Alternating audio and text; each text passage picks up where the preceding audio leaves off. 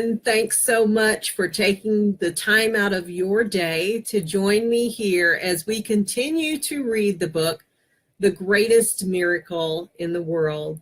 You know, my mentor and friend, Robert Hollis, recommended this book to me. And in fact, he recommended a specific chapter in this book to me when I was at a place where I just really didn't believe that I was capable of making the changes that would be necessary to turn things around for me and for my family. And I'm so glad he recommended it to me. I just was listening to him share his testimony not long ago where he said that when his mentor found him, he realized how broken my mentor was. And he said, "You need to get this book and you need to read it."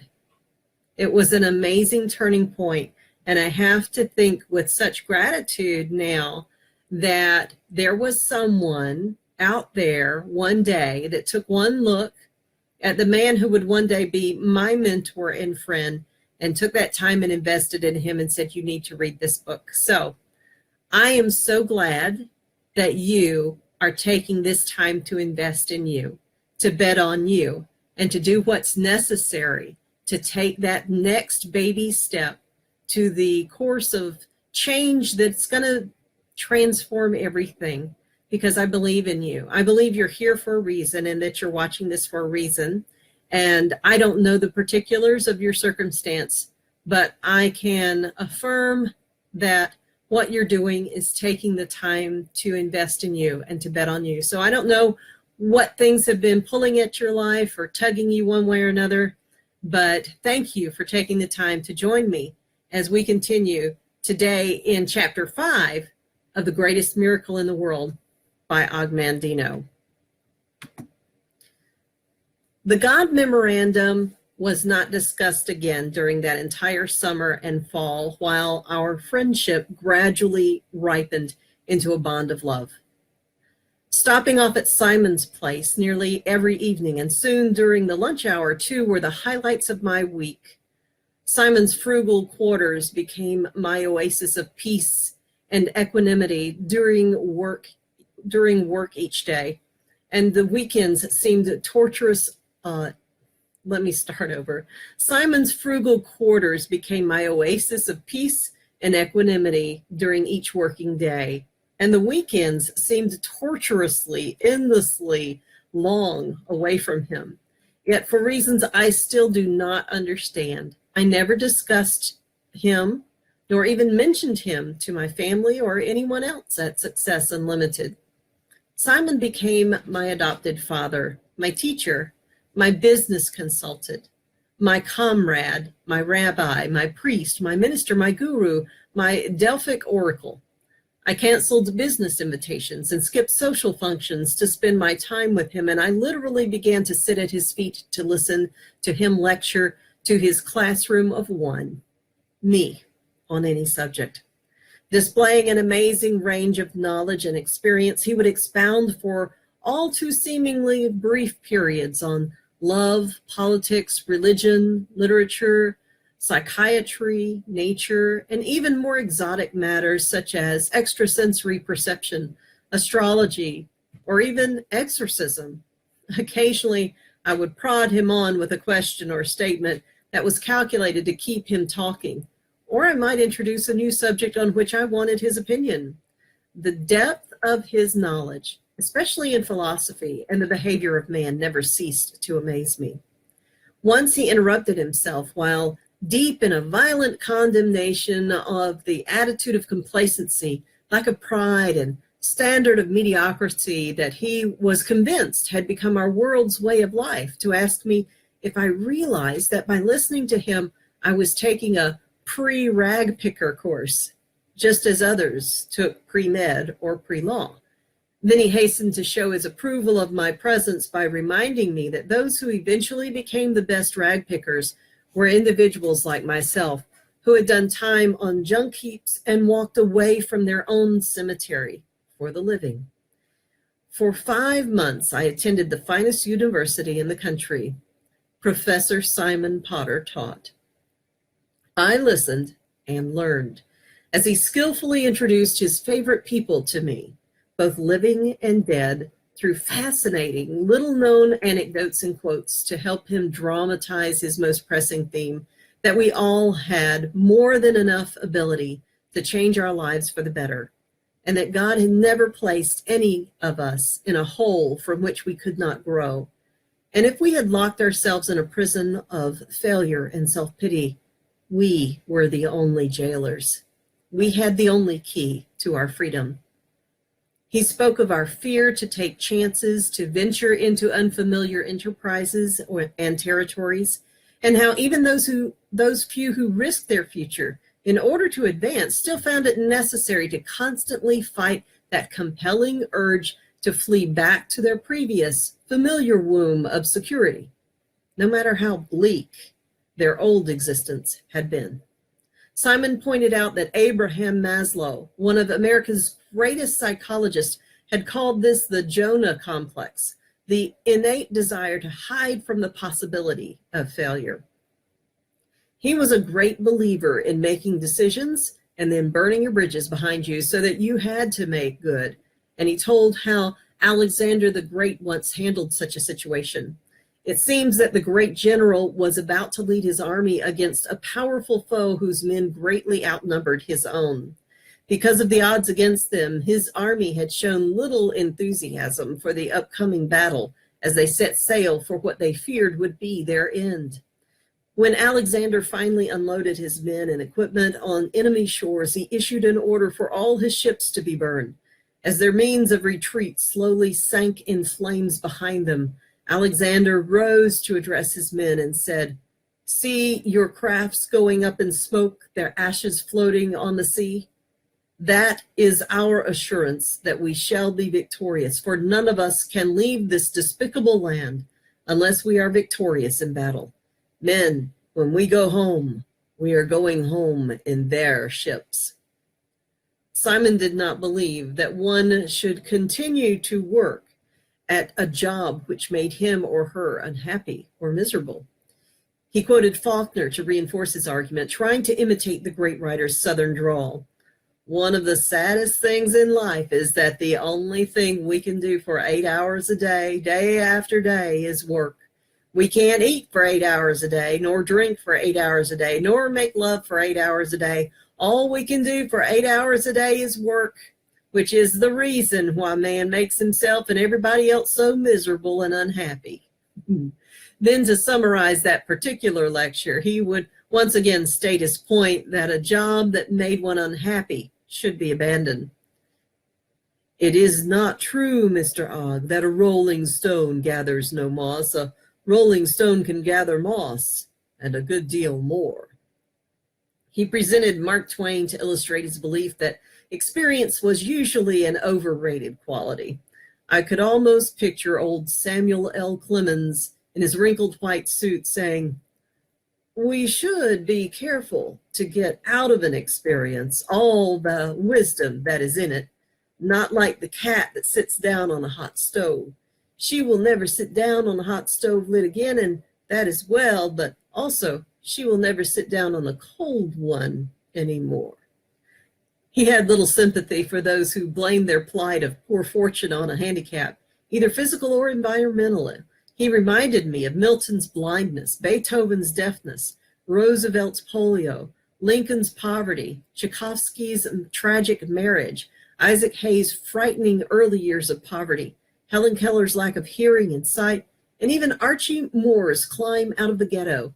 He relived for me John Bunyan writing Pilgrim's Progress while in prison, Charles Dickens pasting labels on black pots, Robert Burns and Ulysses S. Grant fighting alcoholism, and Benjamin Franklin dropping out of school when he was only 10.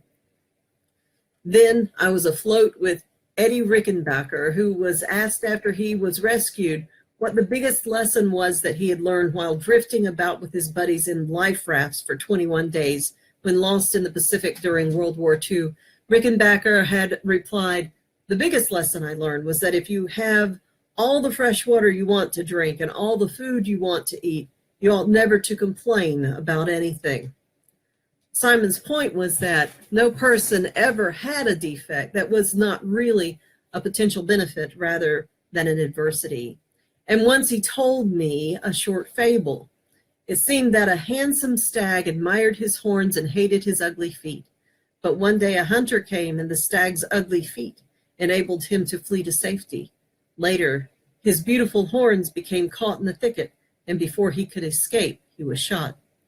Simon would stare at me and say, "Mr. Ogg, when you begin to feel sorry for yourself, remember the tiny couplet, 'I had the blues because I had no shoes, until upon the street I met a man who had no feet.'"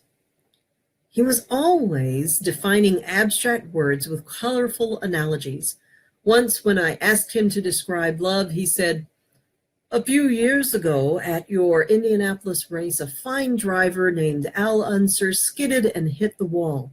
He lay slumped in his burning car for only a few seconds before another racing vehicle skidded and stopped alongside his wrecked automobile. Then while the other cars roared past, some coming dangerously close to the second car, out clambered a young man named Gary Bettenhausen, who rushed over to Unser's car and began pulling him from the flames. Mr. Bettenhausen had completely put out of his mind that he was in a race for which he had extended a fortune and months of preparation. That act to Simon was what love was all about. Simon had another favorite in the auto racing world, Sterling Moss. After quoting Thoreau's axiom that men were born to succeed, not fail, the old man would beautifully mimic Moss's precise British accent to make the point that man could accomplish any goal if he were willing to pay the price. He would repeat Moss's famous quote, "I was taught that everything is attainable if you're prepared to give up, to sacrifice to get it. Whatever you want to do, you can do it, if you want to do it badly enough." And I do believe that. I believe that if I wanted him to run a mile in 4 minutes, I could do it. I would have to give up everything else in life, but I could run a mile in 4 minutes. I believe that if a man wanted to walk on water and was prepared to give up everything else in life, he could do that. And of course, Simon was always saying that most humans quit too soon in life. Mr. Ogg, in Sonoma, California, there is a marvelous driving school for aspiring race drivers or anyone who really wants to learn the fine art of driving. It's called the Bob Bondurant School, I believe. Their instructors say that the most drivers on our nation's roads abandon their cars too soon when they see an accident coming. As the collision looms, they stop trying to save either the automobile or themselves by proper steering and braking, when a good deal could have been done up to the moment of impact to lessen the seriousness of the crash. They give up, and they pay for it. So do most humans in most of their daily activities. Then he would rise, scowl at me, extend 2 fingers upward in a V, and deliver what he said Winston Churchill had claimed was the greatest secret of success ever formulated, and only 6 words long. Never, never, never, never give up. While his discussions often wandered far afield, they always eventually returned to his concern about the growing lack of self-esteem in man and its usual end product, a living death. What frustrated him most were the living deaths that finally became actual suicides. Lives he had been unable to save because, as he put it, he just couldn't be everywhere, and there never seemed to be enough rag pickers to go around. Mr. Ogg, look at your watch, fix the time in your mind, and then remember this. By this same hour tomorrow night, more than 950 individuals will try to kill themselves in this country. Think of that. And do you know what? More than 100 will succeed. He would pound the arm of his chair and continue, "That is not all. We will add 40 new heroin addicts in the next 24 hours. 37 will die of alcoholism, and nearly 4,000 unfortunate individuals will have their first mental collapse by this time tomorrow. Then think of the other ways that we show how little we appreciate the amazing creation that we are. In the next 24 hours, nearly 6,000 sick and confused individuals will be arrested for being drunk and disorderly, and more than 150 will show how little they value their precious lives by driving too fast, causing their own deaths or the deaths of others.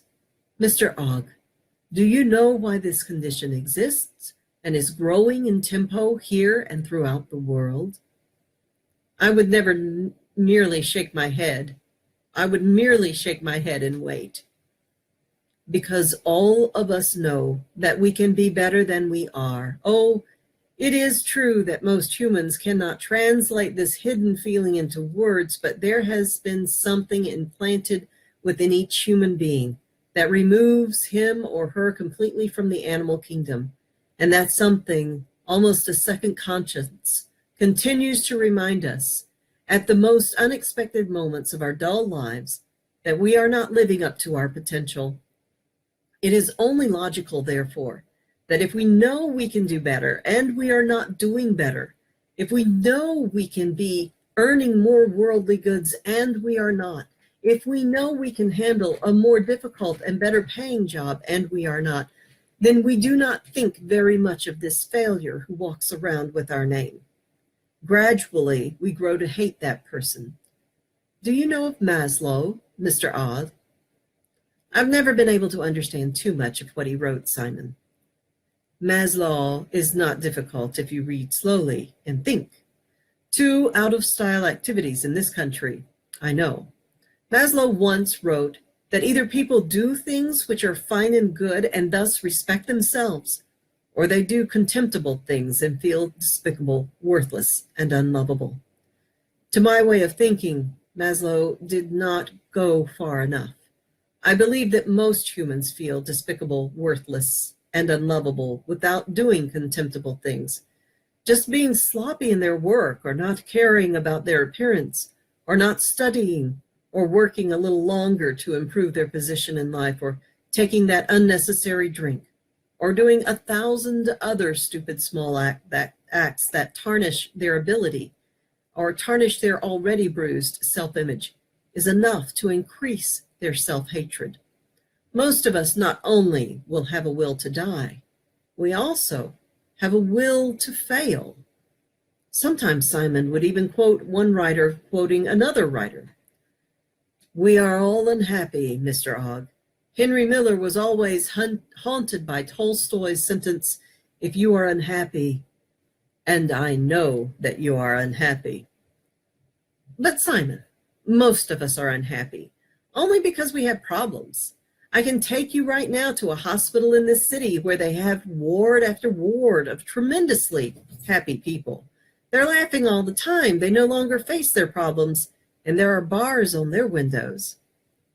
I'm not suggesting an impossible euphoric state of permanent happiness as a lifetime shield from our problems. That is impossible. Problems big and small will be with every one of us so long as we live. Norman Vincent Peale once said that the only time he found people with no problems was when he walked through a cemetery. No, happiness is not a cure-all. It is an antidote, something that will enable us to handle and deal with our problems and still maintain our self-esteem so that we do not resign from the human race. And the ultimate form of resignation, of course, is suicide. Why do we do such a poor job of dealing with our problems, Simon? Why are we all so unhappy when the ingredients for happiness are all around us? Is that another curse like original sin, only worse? Why are we unhappy? I will repeat it for you. We are unhappy. We are unhappy because we no longer have our self-esteem. We are unhappy because we no longer believe we are a special miracle, a special creation of God. We have become cattle, numbers, punch cards, slaves, ghetto residents, all. We look in our mirrors and no longer see the godlike qualities that were once so evident. We've lost faith in ourselves. We've really evolved into naked apes that Desmond Morris wrote about. When did all this happen? I don't know for certainty, but of course I have a hypothesis. I believe it may have begun with Copernicus. Copernicus, the Polish astronomer? Yes, actually, he was a medical man. Astronomy was only a hobby with him. Still, before Copernicus, man actually believed that he lived in the absolute center of God's universe here on Earth, and that all those tiny lights above merely hung there for his pleasure, entertainment, and illumination. Then Copernicus proved that our planet was not the center of anything, and that we were just another tiny ball of dirt and stone moving around in space and held captive by an immense globe of fire, many times our size. This was a tremendous jolt to our ego. We refused to accept this brilliant man's discoveries for centuries, to pay that price, to acknowledge that we were less than God's special children was too terrible to contemplate. So we postponed payment. We refused to listen.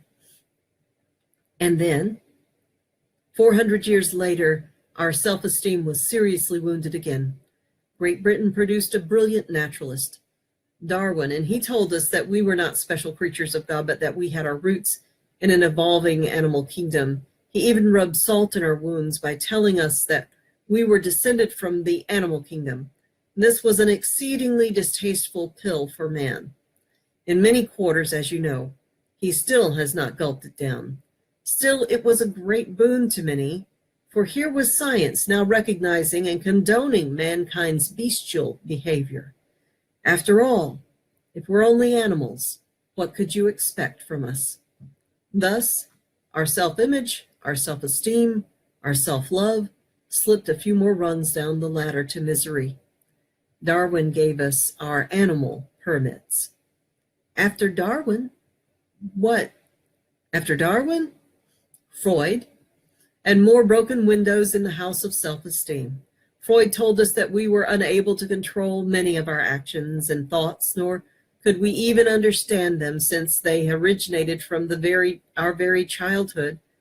Experiences, let me start that sentence again. Freud told us that we were unable to control many of our actions and thoughts, nor could we even understand them, since they had originated from very early childhood experiences involving love and hate and repression, now buried deeply within our subconscious mind. That's just what we needed. Now we had a license from one of the world's most brilliant medical authorities to do anything we wished to ourselves and to others. We no longer needed a rational explanation for our activities. Just act and blame the consequences on your father or your mother. Simon, let me be sure I understand what you're saying. Your position is that man at one time, perhaps through a closer communion with his God, believed that he was truly a marvelous creation, a superior being made in the image of God, and then he began to make discoveries that gradually chipped away at the high opinion he had of himself, until he eventually was thinking, if we're not godlike people, if we do not live in the center of God's world, if we are really only animals, and if we cannot control and explain many of our actions, then we are not of any more consequence than the weeds of our garden. And if we're not, in truth, very much of anything, then how can we be proud of ourselves? And if we're not proud of what we are, how can we like ourselves? And if we don't like ourselves, who wants to live with that sort of person? So let's get rid of ourselves. Let's drive too fast, drink too much, or eat too much, or purposefully foul up so that we can get ourselves fired from our jobs, so that we can sit in the corner and suck our thumbs and tell ourselves we're worthless anyway? What is that? Is that it? Exactly. Now it was my turn. Let me add what may be another nail in the coffin of self-esteem, Simon. When and if it is eventually proven correct, are you familiar with Professor Edward Dewey and his Foundation for the Study of Cycles at the University of Pittsburgh? Yes, many years ago, I purchased a large collection of back-numbered copies of his foundation's monthly magazine, Cycles. I have them packed away here somewhere. What of him, Mr. Ogg?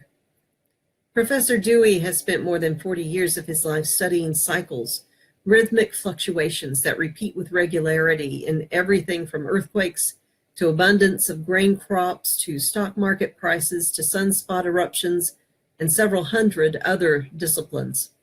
I know.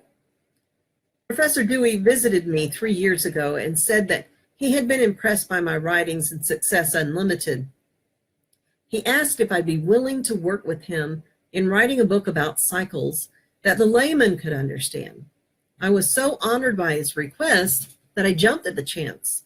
I spent more than a year digging through his files and notes and charts, and we finally brought forth a book called Cycles, Mysterious Forces That Trigger Coming Events. Mr. Ogg, the longer I know you, the more you amaze me. That's mutual, Simon. Anyway, Professor Dewey believes that there may be another factor affecting our activities and attitudes. He thinks there's a strong possibility that several planetary positions, when they occur, may exert some sort of immeasurable force that affects our actions in groups, so that sometime they may make us fight, sometime they may make us love, sometime they may make us write and paint and compose, and all the while we think we're doing these and other things solely for rational reasons. He says that we may all be puppets on a string and that we must learn what controls that string out there and then cut it. Otherwise, we will never reach our full potential, nor will we ever regain our self-esteem. I like your professor, Mr. Ogg.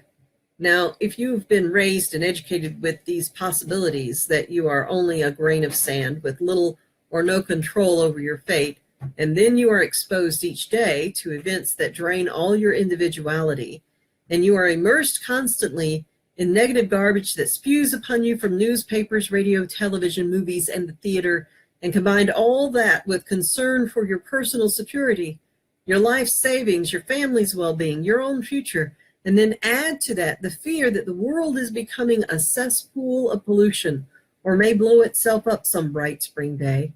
How can you really maintain any degree of self-esteem when you must spend most of your time and effort merely trying to survive?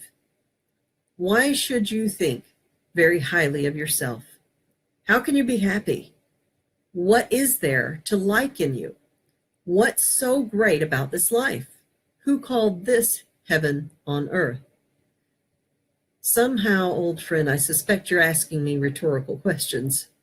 Simon frowned, and his shoulders slumped in a momentary weariness from his long discourse. Then a full smile transfigured his face, his eyes opened wide, and he raised his voice. The paradoxical reply, Mr. Ogg, is that despite all the forces arrayed against us, we still want very much to be proud of our lives. We still desire with all our heart to reach our full potential, and it is only because of this small flame of hope that still burns inside all of us that we weep in shame at our failures, at our gradual descent into the common pit of mediocrity. We are like those figures in so many Renaissance paintings portraying souls condemned and sliding down into the molten fire with their hands still reaching out and still reaching up, still seeking help that usually never comes. Is there any hope, Simon? Does it really do much good to light one tiny candle in all this darkness? There is always hope. When all hope has gone, the world will end. And do not think of only one candle when you seek to overcome the blackness of despair.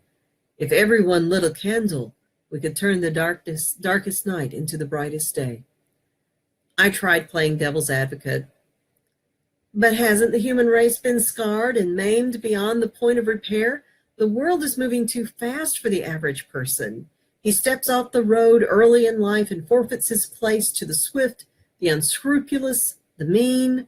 For every so-called success story in this world, there are 1,000 miserable failures, and that ratio doesn't seem to change for the better as the population increases.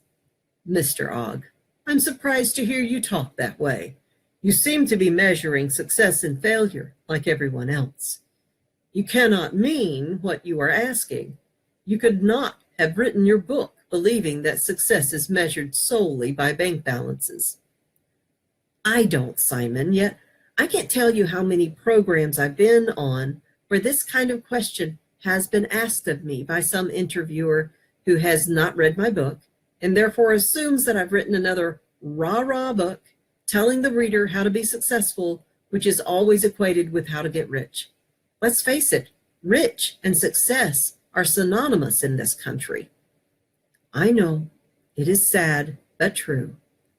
Then when you try to explain while the television camera is staring at you with its little red light shining, that your book has little to do with financial gain and everything to do with peace of mind or happiness, you usually get a sarcastic chuckle and a series of questions fired at you that you are just unable to handle because they're so tough.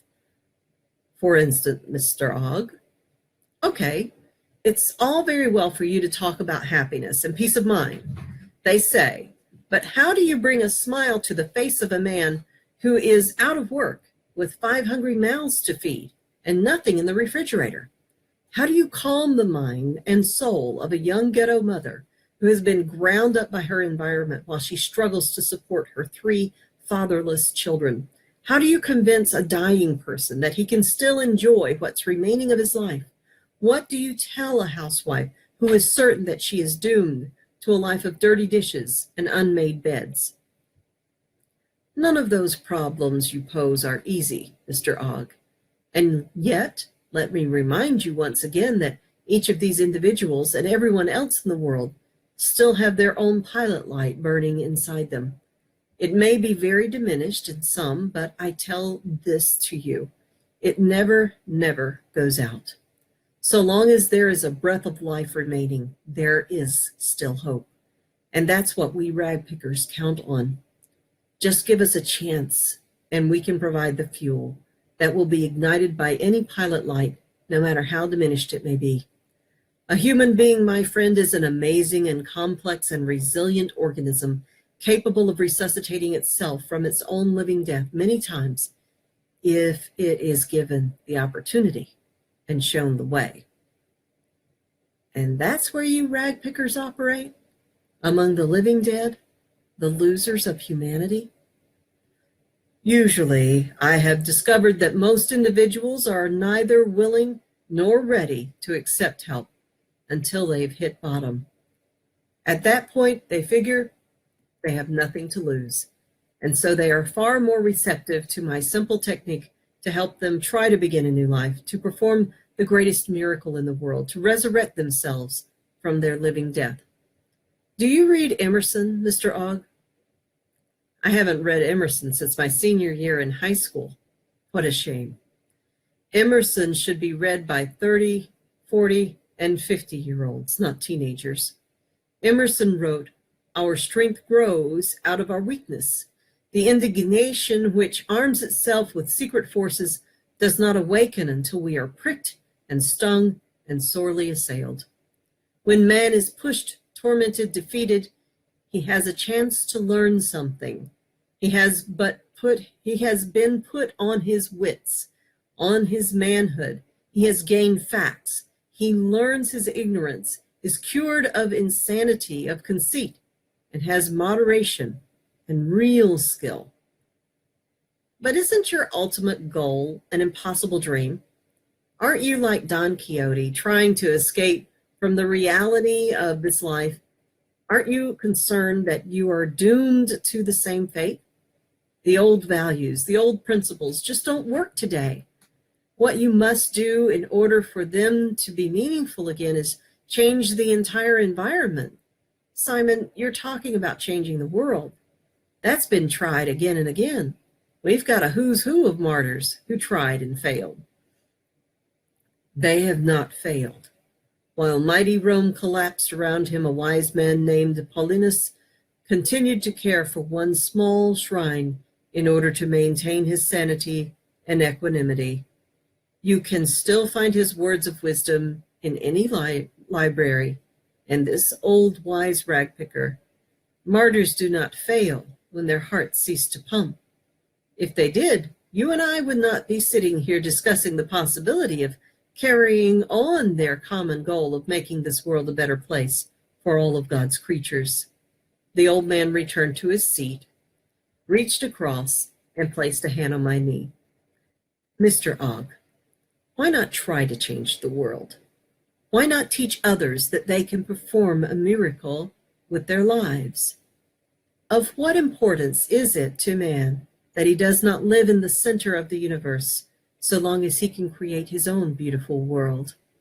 Why should man care that he has descended from what someone else says are animals, when he realizes that he has powers possessed by no other animal? And why should it concern him that some of his actions are triggered by youthful impressions buried in his subconscious mind when he still has the power to control his mind and thus ordain his ultimate destiny? Only man, each in his own way, has the ultimate decision on how his life is lived. He had said so much that was deep and meaningful that I had to call a halt to our discussion, or at least lighten the mood in order to have time to digest his remarks. So I lit a cigarette and tried to bait him. Simon, the astrologers wouldn't think much of your remarks about man having the ability to control his own destiny. He nodded his head sadly and smiled. Seers, astrologers, medicine men, palmists, numerologists, psychics, each age has many security blankets. The old man tousled my gray hair. You know Shakespeare, Mr. Ogg? A little. The fault, dear Brutus, is not in our stars, but in ourselves. Thank you for taking the time to be with me today as we have read through chapter 5 of The Greatest Miracle in the World. I look forward to spending some time with you next time as we embark on chapter 6. And if you haven't been able to hear the previous chapters or would like to review them, I'm providing the link in the comment in the description of this video. Thank you again, take care, and I'll talk with you again soon.